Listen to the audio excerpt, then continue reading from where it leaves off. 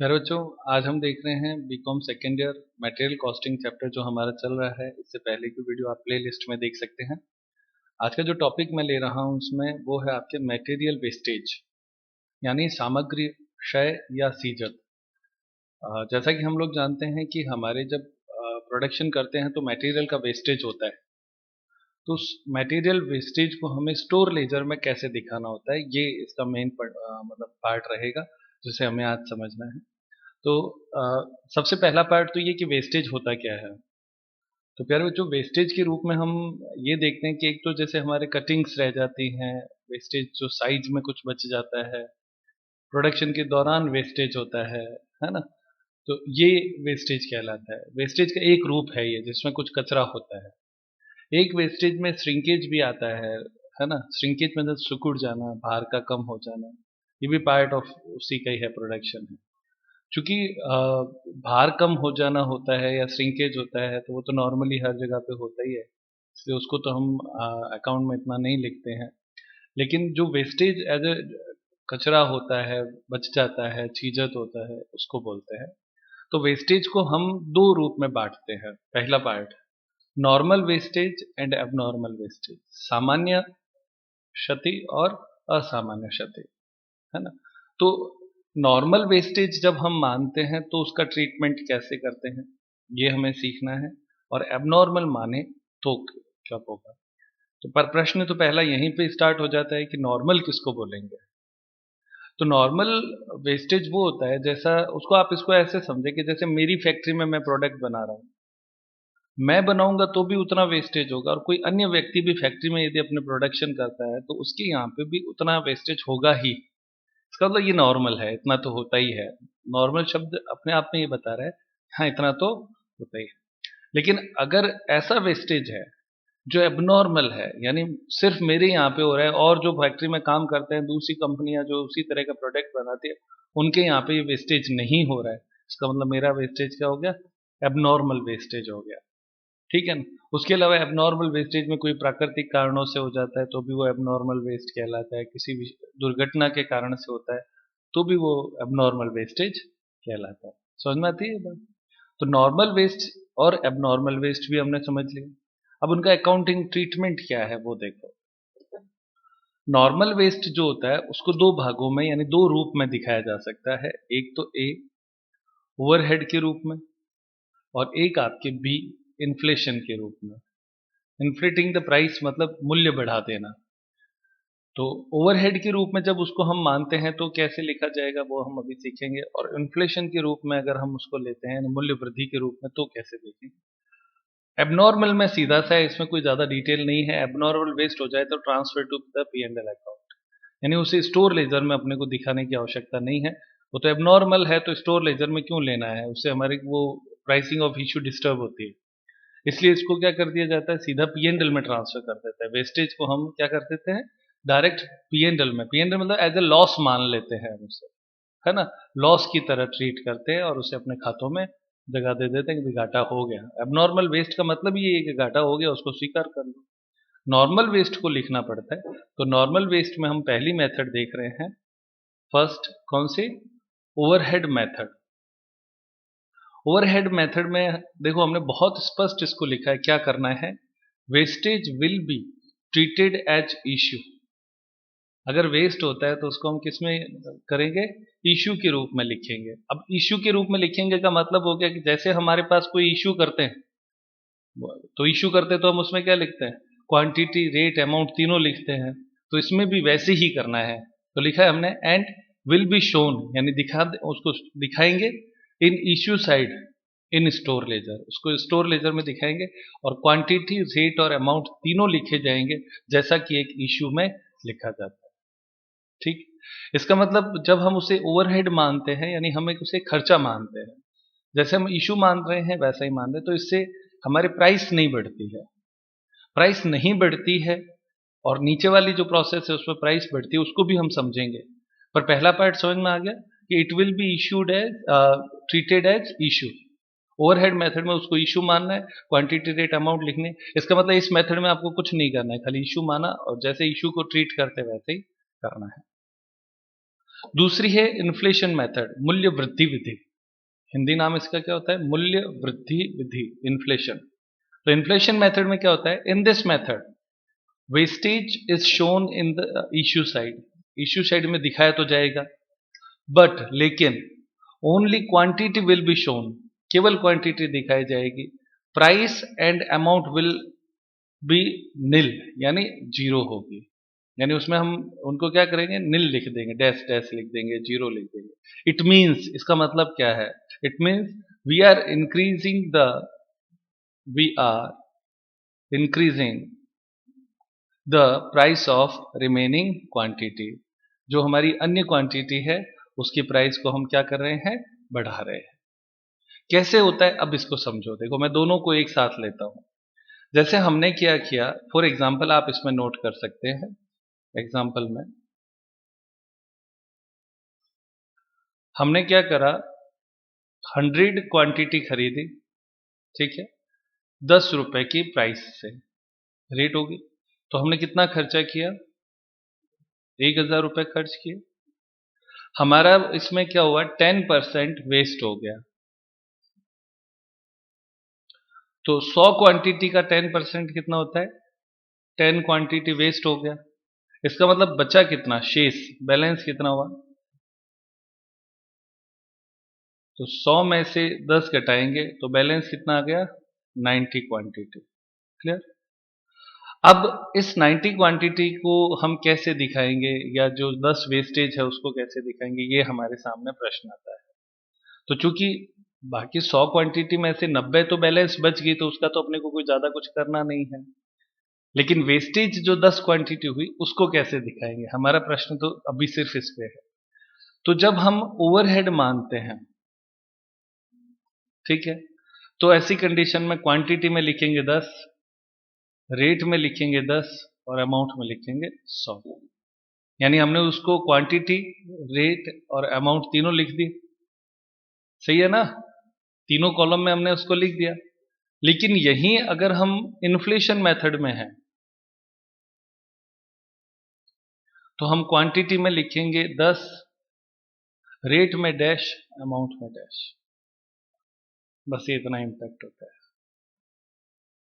दोनों लिखना समझ में आ गया? फर्स्ट ए मेथड में इस तरीके से लिखा जाएगा, क्वांटिटी रेट अमाउंट, और बी इन्फ्लेशन मेथड यानी मूल्य वृद्धि में लिखा जाएगा, केवल क्वांटिटी लिखा जाएगा, रेट और अमाउंट नहीं लिखा जाएगा। ओके, अब इसको और समझते हैं लॉजिकली। इसमें जब हम इस मेथड को फॉलो कर रहे हैं, ओवरहेड को, तो हमने ये कहा कि 10 का वेस्ट हुआ, प्राइस थी 10, तो अमाउंट कितनी हो गई? 100। इसको हमने अकाउंट में लिख दिया। तो पीछे जो 90 बची उसको भी हमने 10 रुपए लिखा और अमाउंट में कितना लिख दिया? 900। और टोटल कितना हो गया इसका? 1000। क्लियर? लेकिन किस में था ये? ओवरहेड में। अब वही सेम अगर इन्फ्लेशन मेथड होता है तो हम 10 को तो कुछ लिख ही नहीं रहे हैं, डैश डैश कर रहे हैं। और हम क्या कर रहे हैं, जो 90 यूनिट बची थी ना, उसको हम सीधे 1000 रुपए लिख देंगे। इसका मतलब रेट क्या आएगी? तो रेट आएगी, rate is equal to 1000 divide by 90। कितना होता है बच्चों? चेक करो, 1000/90, 11.11 आती है ना? इसका मतलब हम इस 90 की रेट को बढ़ा दिया और इसको 11.11 लिख दिया। समझ में आ गई दोनों बातें? तो इसमें इन्फ्लेशन हुआ कि नहीं हुआ? यानी हमारी वेस्टेज जो हुई उसको, उसका जो भार था, लॉस था, उसको हमने अच्छी जो क्वांटिटी बची थी उस पर ओवरड्यू कर दिया। हमने कहा कि जैसे आप इसको एक एग्जांपल से समझो और अच्छे से समझ पाओगे। आपने कहीं से माल मंगाया, ठीक है ना? आपने 100 यूनिट मंगाई, कहीं से 100 केजी माल मंगाया, रास्ते में 10 केजी खराब हो गया और आपके उसके 10,000 रुपए लगे थे। तो आप उस 10,000 जो रुपए लगे उसको आप 100 नहीं मान के क्या मान लेते हो? 90 मान लेते हो। 100 मानते तो रेट कम होती, जैसे ही 90 माना तो ऑब्वियस है 100 के लिए 10,000 लग रहे हैं, वही आपके 90 के लिए 10,000 लग रहे हैं, तो प्राइस बढ़ा दी ना आपने, इसका मतलब। और आपने उस वेस्टेज को किसमें, उसका भार किस पे डाल दिया, जो शेष बचा था उस पे डाल दिया। आपने कहा नहीं यार मेरे तो इतना ही मानूंगा मेरे पास तो 90 ही आई ना, 90 के लिए मैंने 10,000 दिए हैं, तो वो रेट बढ़ गई। सेम चीज इसमें आप पे किया जाता है। इन्फ्लेशन मेथड यही होती है कि रेट बढ़ा देते हैं, यानी जो लॉस हुआ था उसका भार जो है वो किस पे डाल दिया जाता है, शेष जो बची थी उस पे डाल दिया जाता है, तो उसकी प्राइस बढ़ जाती है। तो लॉजिकली समझ में आता है बच्चों। इन्फ्लेशन मेथड को इन्फ्लेशन क्यों कहते हैं, जबकि देखो ऊपर वाली मेथड में प्राइस बढ़ी नहीं है, इसमें दोनों का, इसमें 10 रुपए से ये लिखा और 10 रुपए से ये लिखा, इसमें डिवाइड भी करोगे तो सेम ही आएगा, अंतर नहीं आएगा। लेकिन इसमें अब हमारे प्राइस जो है वो 11.11 हो गए। हमने जो इसका लोड था ना लॉस का, वो किस पे डाल दिया, 90 यूनिट पे डाल दिया। बस ये ही इन्फ्लेशन मेथड। समझ में आई प्यारे बच्चों, कोई दिक्कत, पक्का। अब आगे देखते हैं प्यारे बच्चों। अब हम देख रहे हैं क्वेश्चन नंबर 11। वो आपके लिखता है the following is an extract of a record of receipt and issue of sulphur in a chemical factory during the month of February. यानी रसायन फैक्ट्री में आपके केमिकल के बारे में रिसिप्ट और इशू दे रखा है, डेट दे रखी है, रिसिप्ट है, क्वांटिटी है, रेट है। ये एक पार्ट हो गया। डेट और इशू और क्वांटिटी ये आपका एक पार्ट हो गया। 1 फरवरी को बैलेंस दे रखा है 500 और रेट है 200, और 8 फरवरी को वो क्या देता है, इशू देता है 250 का। ठीक है, रेट इसमें अपने को खुद को ही लेनी होती है। आगे देखें। अब उसके बाद में 13 फरवरी रिसिप्ट है, 16 फरवरी इशू है, 14 फरवरी, तो अब आपका इसका क्रम 13 पहले, फिर 14, फिर 16, फिर 20, फिर 24, फिर 25, फिर 26, फिर 27, फिर 28 रहेगा एक बार। तो ये तो हम डेट वाइज हमेशा करते हैं, इसलिए कोई ज़्यादा दिक्कत नहीं है। आगे क्या लिखता है, सामग्री का निर्गमन प्रथम प्राप्ति प्रथम निर्गमन यानी फीफो मेथड से करना है। क्या आधार पर करना है, सामग्री सत्यापन करता ने 22 फरवरी, 22 फरवरी कहाँ आती है, हाँ 20 के बाद और 24 से पहले, तो अपने एक लाइन यहाँ पे डाल देते हैं। ठीक है, यहाँ पे वो क्या कहता है, 10 टन माल की कमी वेस्टेज हो गया है ना, तो वो के बारे में जानकारी प्राप्त की गई। सामग्री मूल्यांकन प्रपत्र बनाकर उपयोग दर्शाइए, और एक नीचे हिंट दे रखा है, shortage treated as factory overhead. अभी हमने ओवरहेड मेथड पढ़ी थी ना, तो ओवरहेड की तरह इस शॉर्टेज को क्या करना है, 10 टन की ट्रीट करना है। तो एक तो इस डेट को ध्यान रखना पड़ेगा कि 22 तारीख जहां आती है वहीं पे 22 तारीख लिखनी है, और 10 लिखना है शॉर्टेज, शॉर्टेज स्लैश वेस्टेज, दोनों एक ही चीज मानी जाती है। समझ में आया। और हम जानते हैं कि ओवरहेड का मतलब क्या होता है, इश्यू की तरह ट्रीट करना है इसको। बस ये इतना सही खेल है और कुछ नहीं है, इतना ही सवाल है। देखते हैं, स्टार्ट करें। मेरे बच्चों ये आपका स्टोर लेजर हुआ। स्टोर लेजर आप अब बनाना जानते हैं, हम पहले भी वीडियो कर चुके हैं। इसमें फीफो मेथड से हम इसको सॉल्व कर रहे हैं, और इसमें वेस्टेज को लिखना अपने को मेनली कारण करना है। सबसे पहले इसमें फरवरी 1 है, तो यहाँ पे फैब लिख दो और तारीख यहाँ पे 1 लिख दो। बैलेंस दे रखा है 500 यूनिट का है, 200 रुपये रेट है, तो आप यहाँ पे डैश डैश डैश कर दें, यहाँ पे भी डैश डैश डैश कर दें। क्वांटिटी 500 और रेट 200 है, तो 200 इंटू 500 कितना होता है बच्चों, हाँ 1,10,000, 10,000 लिख दो, और 10,000 और रेट फॉर नेक्स्ट इश्यू 200 लिख दो। पहली लाइन तो ऐसे ही होती है। अब उसके बाद में अगला फरवरी 8 है ना, तो 8 फरवरी को इसने इश्यू किया है 250 का, 8 क्या करो, कोई नहीं 1,00,000 कर देते। कैलकुलेशन आप लोग चेक करते रहा करो।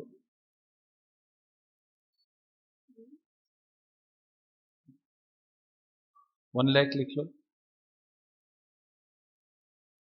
ठीक है। अब उसके बाद में नेक्स्ट पार्ट, 8 तारीख इशू है, तो इशू की तरफ लिखना है, कितना है बच्चों, 250। रेट है इसकी कितनी, ये वाली रेट ही है तो 200 ही लेना पड़ेगा। अमाउंट गुणा करने पर कितना आता है? 50,000। और बैलेंस हो जाएगा 250 और यहाँ पे भी 50,000। और रेट फॉर नेक्स्ट इश्यू 200 ही रहेगी, जब तक कोई नहीं आता है तब तक तो यही रहनी है। और क्वांटिटी जो है वो आपकी हो जाएगी 250, तो आप इसको ऐसे भी लिख सकते हैं 250-200। अब उसके बाद में अगली तारीख देखो क्या है बच्चों। अगली तारीख है 13 तारीख। उस दिन रिसिप्ट है 200 190 से, तो 13 तारीख 200 190 से गुणा करने पर कितना होता है? 38,000। डैश डैश डैश बैलेंस कितना हो जाएगा? 250 और 200 तो 450 और अमाउंट 88,000। और रेट अब आपके दो हो गई, 250-200 और 200-190। फीफो मेथड है इसलिए ऊपर वाला ऊपर रहेगा, नीचे वाला नीचे रहेगा। 13 तारीख के बाद में अगली तारीख कौन सी प्यारे बच्चों? हाँ बेटा, 14 तारीख रिफंड है ना? 14 तारीख को इसने रिफंड कहा है। लिखो, रिफंड जो होता है वो आपके रिसिप्ट की तरह होता है। किस तरह से लिखेंगे उसको? रिफंड को किस तरह से ट्रीट करना है? रिसिप्ट की तरह ट्रीट करना है। क्लियर? लिख लो यहाँ पे, नोट करके स्टार डाल दो। Refund is equal to receipt. अब आप पूछोगे सर कैसे?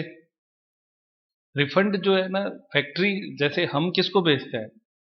गोडाउन से भेजा जाता है फैक्ट्री को, ठीक है? फैक्ट्री ने वापस रिफंड कर दिया। आ रही बस? तो हमने रिसिप्ट करी, रिसिप्ट परचेज करते हैं तो रिसिप्ट होती है हमारे पास, यानी गोदाम में माल आता है। फिर हम गोदाम से इश्यू करते हैं। अब जो इश्यू किया था वो वापस आ गया, तो फिर रिसिप्ट हुई कि नहीं हुई? ये चीज है। तो refund is done by factory to the store, और चूंकि हम स्टोर लीडर बना रहे हैं तो स्टोर में वो रिसिप्ट की तरह हो जाए। तो यहां पे तारीख कौन सी बेटा? 14 तारीख। कितना है? 15। और यहां पे लिख दे रिफंड। अब इसकी रेट क्या होगी? तो जो हमारी ऊपर रेट चल रही है ना फीफो मेथड से, वही इसमें ट्रीट होगी। तो फीफो मेथड के हिसाब से रिफंड कितनी हो गई? 200 रुपए से गुणा करने पर 3,000। बैलेंस 15 से कम हो जाए, रिसिप्ट है तो बढ़ जाएगा। कितना हो जाएगा? 465। और अमाउंट 88,000 में 3 जोड़ देंगे, कितना हो जाएगा? 91,000। और अपने पास एक और जुड़ गया, कौन? 15-200। और ये 3 हो गए। कोई दिक्कत क्या बच्चों? रिफंड शब्द समझ में आ गया? आगे अगली तारीख कौन सी है? 16 तारीख क्या है? इशू हुआ था, तो 16 तारीख डैश डैश डैश कितना इशू करा? 180। इस 180 को हमें देना है, तो चूंकि हमारे पास ये 200 है, 250 यूनिट पड़ी है, तो वो 200 की रेट से है, तो 200 से गुणा कर दो। कितना हुआ? 36,000।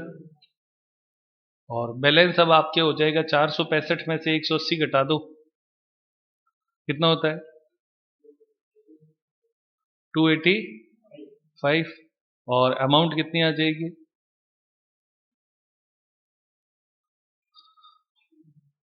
बैलेंस 91,000 में से 36,000 घटा दो, 55,000। ठीक है। और अब आपके रेट में देखो 250 में से 180 चला गया, तो अब कितना बचा? 70। 70-200, फिर 200-190, फिर 15-200। ये फिर 3 अगले के लिए हो गए। अगली तारीख देखो कौन सी है? 20। 16 की तारीख 20 क्या है? रिसिप्ट है। एक लाइन छोड़ के लिख दो, कितना रिसिप्ट है बेटा? 240 190 के भाव से। 240 190 गुणा करो, कितना होता है? 45,600। उसके बाद में डैश डैश डैश, बैलेंस बढ़ जाएगा, कितना हो जाएगा बेटा? 525। और अमाउंट में 45,600 और 55,000 जोड़ दो, 1,00,000 कुछ होएगा, 1,00,600। सही है। और अब आपके ये और जुड़ जाएगा इसमें, 240-190, ये 3 की जगह पे 4 हो गए। ठीक है। ये वर्किंग नोट की तरह चलता है, पीछे वाला हिस्सा, इसमें ज्यादा दिमाग नहीं, मेन सवाल अपना आगे की तरफ चलता है। अब उसके बाद में अगला 20 तारीख के बाद में कौन सी तारीख है भाई? 22 तारीख को शॉर्टेज था क्या? वो हमने बीच में एक लाइन डाली थी क्वेश्चन में, बिल्कुल। तो 22 तारीख शॉर्टेज को क्या मानना है? Issue dash dash dash. यहाँ पे कितनी यूनिट थी? 10 यूनिट। इसे लिख दो शॉर्टेज, SHORTAGE, और स्टार डाल दो। ये हमने बीच में डाला है, बीच की डेट में। और क्वांटिटी रेट कितनी होगी? इशू मान रहे हैं। इशू में देखो सबसे ऊपर हमारे पास कौन सा है फीफो मेथड में? 70, तो 200 की रेट हो जाएगी, गुणा करने पर 2000। तो देखो हमने सीखा था ना कौन सी ओवरहेड मेथड मानना है। प्रश्न में क्या लिखा है? Overhead method. सही है। तो ओवरहेड मेथड है, तो ये हमने ओवरहेड भी लिख दिया यहाँ पे ताकि याद रहे। और ओवरहेड मेथड मानते हैं तो क्वांटिटी, रेट और अमाउंट तीनों लिखे जाते हैं। समझ में आता है? अब आपके इशू किया तो कम कर दो, कितना हो गया? 515। और अमाउंट में 98,600। और अब आपके ये जो था 70, 200 की जगह पे 10 कम हो जाएगा, 60, 200, 200, 190, 15, 200 और 240, 190। ये 4 आपके आ जाएंगे। ठीक है। अगली तारीख देखो कौन सी है? 24। 2 लाइन छोड़ के लिखना 24, ताकि सवाल आपस में मिक्सअप नहीं हो। 24 तारीख को क्या हुआ भाई? इशू कितना है? 300। तो डैश डैश डैश 300 लिखो। इस 300 को देने के लिए आप लोगों को क्या करना पड़ेगा? हाँ बेटा, फीफो मेथड यूज करनी पड़ेगी ना। सही है। तो फीफो मेथड यूज करो 300 देने के लिए। 60 तो दे दो 200 से। सही है। फिर 200 दे दो 190 से। ये दे दिया, ये दे दिया। फीफो मतलब फर्स्ट इन फर्स्ट आउट हो रहा है। और 15 और देनी है क्या अभी? 200 और 60, तो 260 भी। 15 ये और दे दो। सही है ना? 15-200। और 240 में से और कितनी देनी पड़ेगी? 25 और देनी पड़ेगी, तो 25-190। ये 4 अलग अलग रेट का फीफो मेथड से हमने first in first out method से दे दिया है। तो इसका गुणा करना पड़ेगा, टोटली फाइनली कितना आता है? बहुत अच्छे, 57,750। आंसर दिया हुआ होगा। बैलेंस कितना आएगा?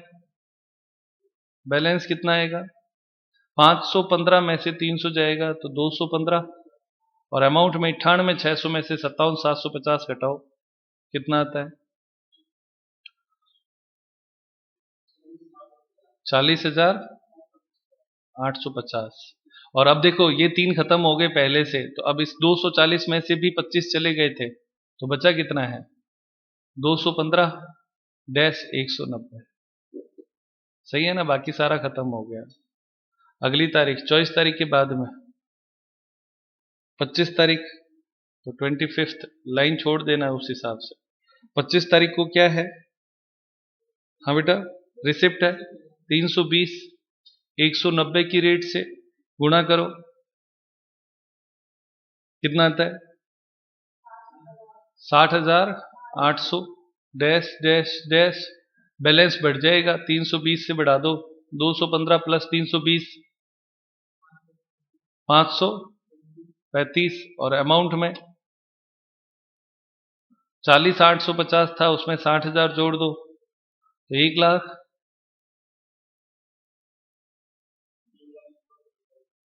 1,01,650 1,01,650 सही है ना।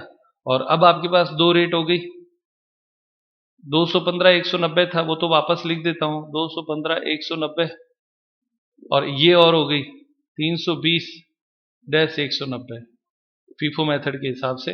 अब हमारे पास ये दो ही रेट है। 25 तारीख के बाद में अगली तारीख बोलो, 26 क्या किया भाई, डैश डैश डैश 115 इशू है 115 और रेट क्या लेंगे 190 लेंगे तो 190 गुणा करने पर 21,850, बैलेंस कितना बचेगा 420 और इधर 1,01,650 में से 21,800 घटा दो 79800 और रेट नेक्स्ट क्या बचेगी अब अपने पास, 215 में से 115 गया तो 100 190 से और 320 190 से। ये अपने पास फीफो मेथड आगे के लिए आ गया। अगली तारीख 26 तारीख के बाद में 27 तारीख, एक लाइन और छोड़ के 27 तारीख ले लो। हाँ कितना है, रिफंड है क्या, तो रिफंड को हमें क्या मानना है, रिसिप्ट मानना है, तो 35 है और यहां पे लिख दो रिफंड, तो याद रहेगा रिफंड है। रेट कितना लेंगे जो चल रही है फीफो मेथड से 190 और गुणा करने पर 6,650 डैश डैश डैश, बैलेंस बढ़ जाएगा कितना 420 प्लस 35 455 और 79800 में 6,650 जोड़ दो तो कितना आता है, हाँ बेटा 6,650 जोड़ना है 79800 में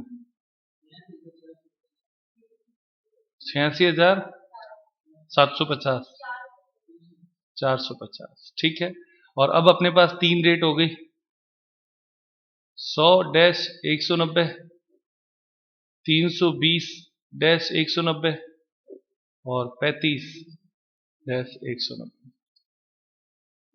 आगे चलो 27 तारीख के बाद में लास्ट है क्या, 28 तारीख लास्ट है, इसमें आपकी क्या है रिसिप्ट है तो 100 190 19,000 डैश डैश डैश, बैलेंस बढ़ जाएगा 555 और अमाउंट कितनी हो जाएगी 86,450 में 19 कितना